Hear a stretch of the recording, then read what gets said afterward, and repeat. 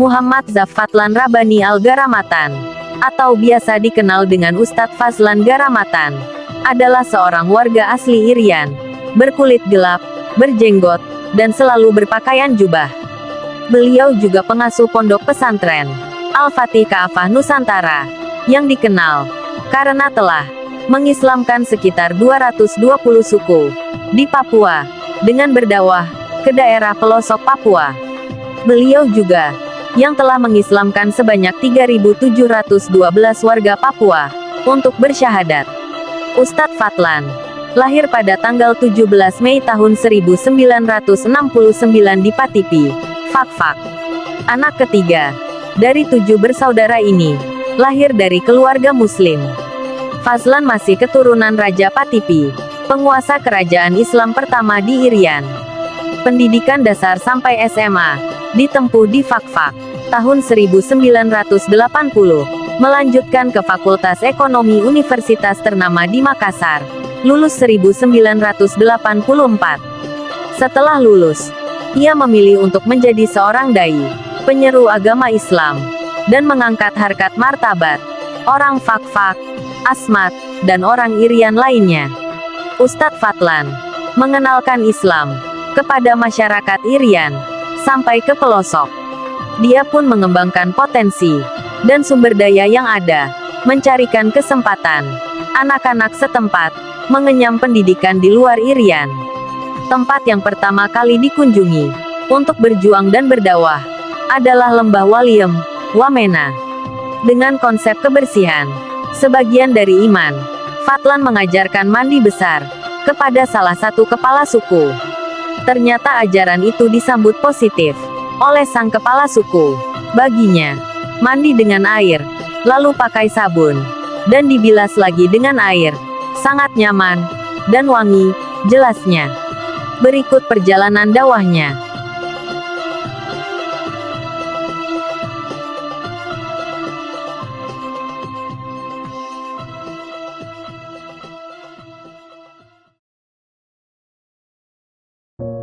Ceramah saya ini orang Irian asli, kebetulan kena sampo dan sabun sehingga sedikit terang.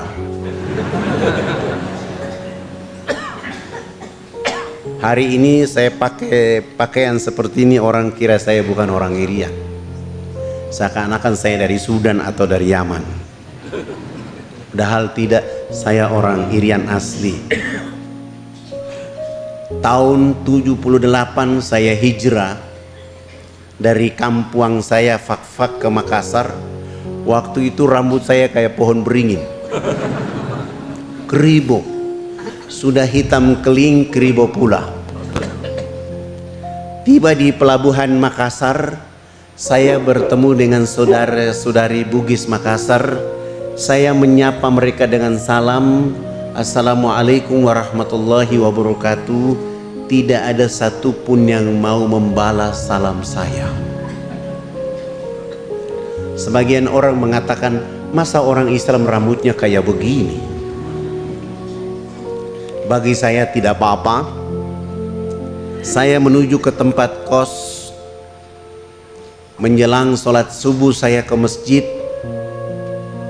Ketika saya menuju masjid ketemu dengan ketua DKM. Ketua DKM melihat saya dan bertanya, kamu asal dari mana? Saya bilang saya dari Irian. Begitu saya jawab dari Irian, Ketua DKM jalan mempercepat langkah meninggalkan saya. Duluan ke masjid. Saya jalan pelan-pelan ke masjid. Ternyata begitu saya sampai ke masjid, Ketua DKM sudah menyiapkan 2 pemuda yang badannya kekar, besar, menyuruh mereka mengawasi saya saat berwudu sampai sholat sunat. Begitu sholat berjamaah, kedua pemuda itu berdiri di kanan dan kiri saya. Itu terjadi tidak saja sholat subuh, sholat duhur pun saya diawasi, sholat asar, sholat maghrib, sholat isya pun saya diawasi. Selesai sholat isya saya kembali ke tempat kos saya sedang makan malam. Ketua DKM menyuruh ketua RT datang ketemu saya. Assalamualaikum. Waalaikumsalam. Mohon maaf, Saya ketua RT di sini. Oh, mohon maaf Pak RT, saya belum lapor diri. Saya datang ke sini untuk meminta, ini saya ada bawa Al-Quran, untuk menguji Anda apakah Anda muslim atau tidak. Saya bilang Pak RT, mohon maaf saya selesaikan makan malam saya dulu. Saya makan cepat-cepat, sesudah itu saya cuci tangan dan saya datang menghadap ketua RT. Pak RT mengatakan, supaya membuktikan Anda ini benar-benar muslim, tolong baca Quran ini. Saya bilang sama Pak RT, Pak RT mohon maaf sebelum saya baca, saya minta Pak RT baca terlebih dahulu. Alhamdulillah ketua RT saya ternyata belum bisa baca Quran.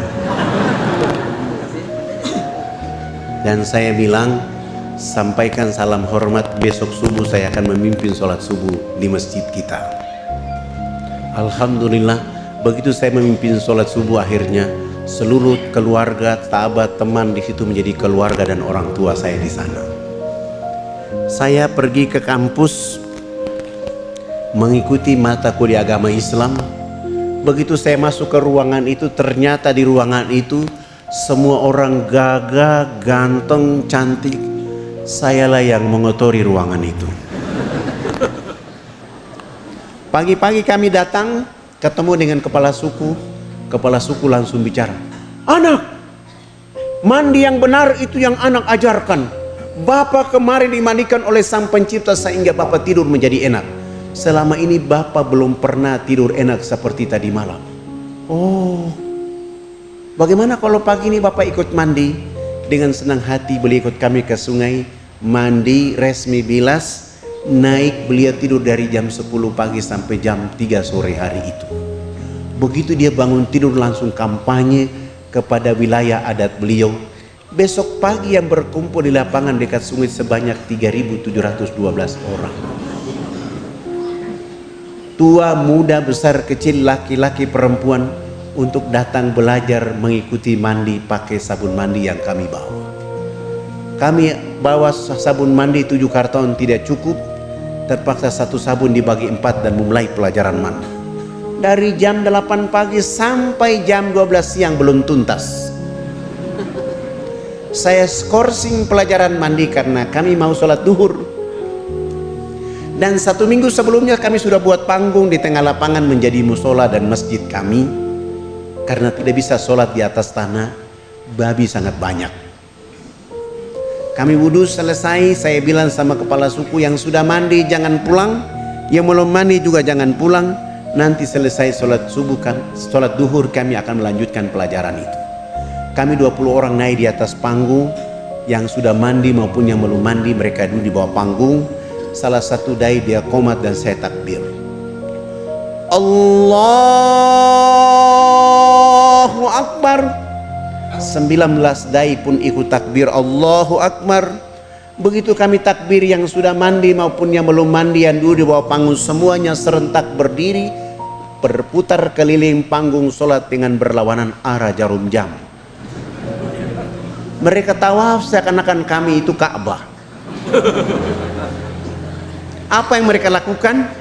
Mereka berputar keliling panggung sholat untuk memperhatikan gerakan-gerakan sholat duhur yang kami lakukan. Begitu saya salam ke kanan, saya udah itu salam ke kiri, kepala suku besar langsung loncatnya di atas panggung. Anak! Kenapa anak dengan teman-teman berdiri dan angkat tangan dan mulutnya bicara-bicara? Itu maksudnya apa? Saya bilang subhanallah, baru mandi cerdas begini. Saya berusaha menjawab pertanyaan yang masuk di akal dan pikiran mereka. Bapak kepala suku, mama-mama dan masyarakat, kami ini 20 orang ini agama kami Islam. Dalam agama kami diperintahkan Tuhan Allah Sang Pencipta dalam 1 hari 5 kali kami menghadapnya. Tadi kami berdiri mengangkat tangan, itu artinya kami menyerahkan sepenuhnya, kami punya jiwa, kami punya raga, dan kami punya kehidupan ini kepada Tuhan Allah. Yang kami bicara-bicara itu adalah Allah Maha Besar. Diri kami dan kehidupan ini kecil sehingga tangan kiri kami malu menutup dada kami, tangan kanan kami pun malu menutup tangan kiri dan dada. Terserah Allah. Mau menghukum kami terserah, mau memberi kami hadiah terserah. Karena kami sudah menyerahkan sepenuhnya jiwa, raga dan kehidupan kami kepada Tuhan Allah. Begitu kepala suku mendengar penjelasan saya, beliau langsung mengatakan, oh, ini agama yang benar. Menurut Bapak kami sudah Islam. Tapi kenapa sesudah itu anak dengan teman-teman bongko badan? Apa artinya bongko badan? Kenapa ruku? Saya jawab, kami bongkok badan itu supaya melihat di bumi ada tanah, ada pasir, ada batu, ada air, ada hewan, ada tumbuhan. Semuanya itu fasilitas dari Sang Pencipta kepada manusia, dinikmati, dipelihara, dilindungi karena masih ada manusia berikutnya. Ini agama yang benar. Menurut Bapak kami sudah Islam. Tapi kenapa sesudah itu anak dengan teman-teman tunduk mencium papan? Apalagi artinya tunduk mencium papan? Kenapa sujud? Saya jawab, kami tunduk mencium papan pertanda kami menangis atas dosa kejahatan yang kami lakukan. Kenapa kami lakukan itu? Sebentar kami mati nanti, kami punya kulit, kami punya daging, kami punya darah, kami punya tulang, akan dilebur kembali menjadi tanah.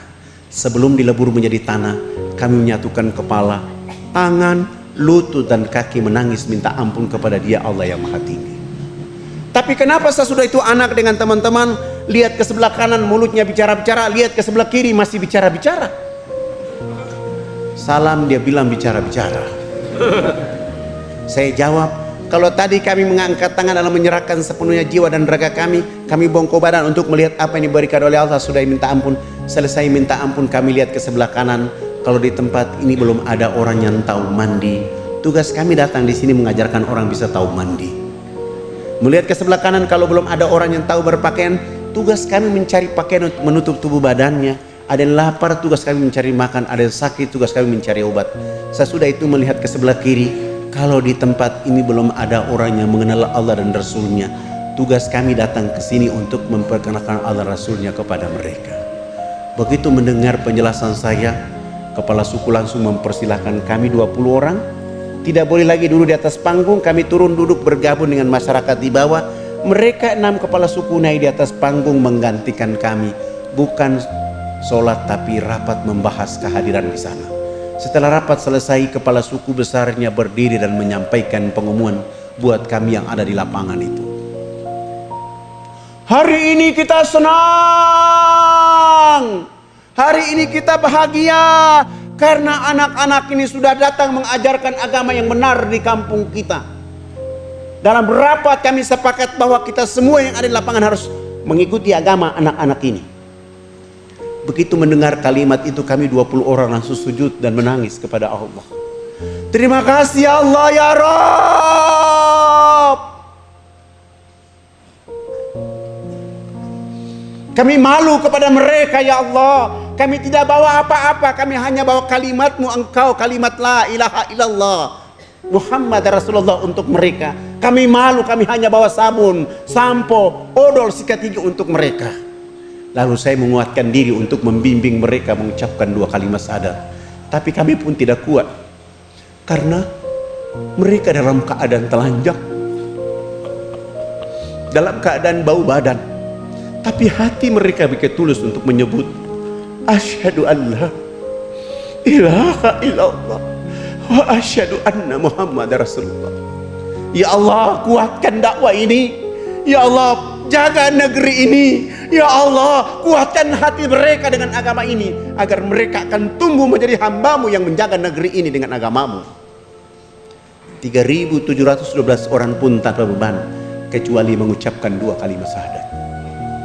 Setelah mereka mengucapkan 2 kalimat syahadat, 1 minggu kemudian program berikut yang kami lakukan adalah mengganti nama-nama mereka. Yang nama Markus kami ganti dengan nama Abu Hanifah. Yang nama Yohanes kami ganti dengan nama Jamaluddin. Yang nama Paulus kami ganti nama dengan nama Tajuddin. Yang nama Abraham kami ganti dengan nama Ibrahim. Dan itu nama-nama yang paling cocok dan keren untuk orang Irian masuk Islam. Sangat lucu kalau orang Irian masuk Islam, rambutnya keriting, badannya hitam kelin, dipanggil Sutrisno. Masa Sutrisno Keribo? Atau dia masuk Islam, rambutnya keriting, badannya hitam clean, dipanggil Kang Cecep. Tidak cocok, tapi Abidin, Musa, Muhammad, Abdul Hakim itu cocok untuk mereka. Setelah itu proyek berikut yang kami lakukan untuk mereka adalah melaksanakan hitanan massal mulai dari umur 7 bulan sampai umur 63 tahun. Alhamdulillah kami dibantu oleh teman-teman dari Angkatan Laut dari Jayapura di bawah pimpinan Ayahanda Dr. Kolonel Mulia Tarmizi. Kami hitan mereka selesai. Beliau melihat suasana itu dan menulis surat supaya saya membawa kepala-kepala suku menghadap Presiden Soeharto agar pembangunan dipercepat. Subhanallah, kepala-kepala suku ini sudah pakai celana panjang, sudah pakai kemeja, bahkan sudah pakai jas. Tapi mereka belum bisa pakai sepatu karena ukuran kakinya rata-rata nomor 47. Jenis sepatu itu tidak ada di sana, terpaksa kami menggunakan sendal jepit. Kelebihan tumit kami bawa mereka Jayapura, Makassar, Makassar, Jakarta. Tiba di Jakarta kami nginap di Wisma Haji Jalan Jaksa, Jakarta Pusat.